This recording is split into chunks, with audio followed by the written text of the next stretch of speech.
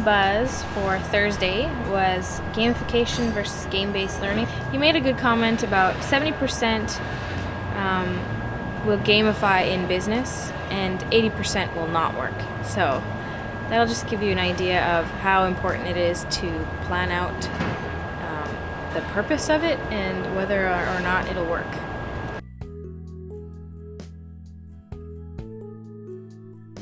The keynote speaker, Daniel Coyle, he was really good, and there's no way that I can reproduce that speech. When you go from bad to worse, what is the space made of that's in between there? How do we improve performance, increase engagement?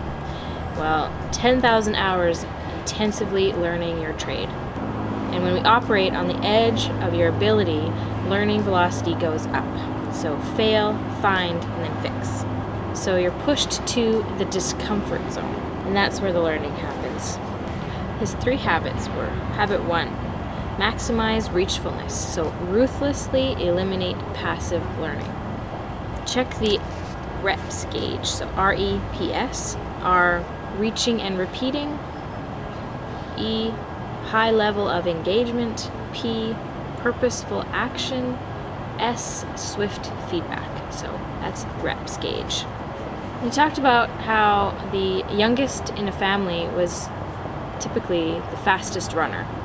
And he said this is because they are constantly staring at future self, and it unlocks energy in them.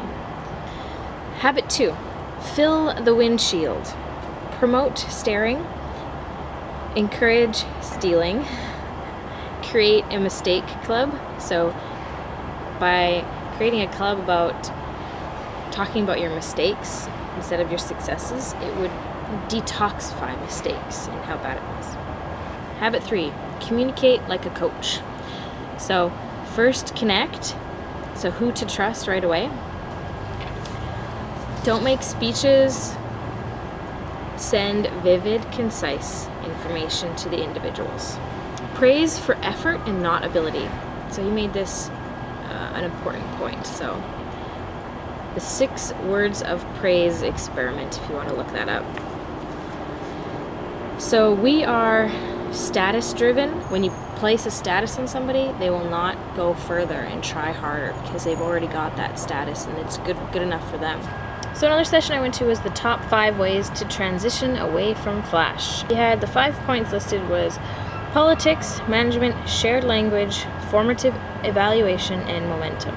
His company had a lot of Flash templates, and they needed to basically make the decision whether they were going to move over from Flash to HTML5.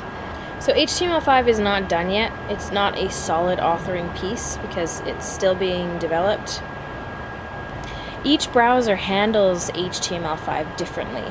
So each website will look different. So when you are developing a website with HTML5, make sure you check every single browser. He drew a timeline, and it's from start to finish. And here goes. Start. Concept development, screen art, blueprint, prototype, alpha feature set, beta, user testing, pilot launch, and then finish. Quite a long timeline. You have to manage your expectations.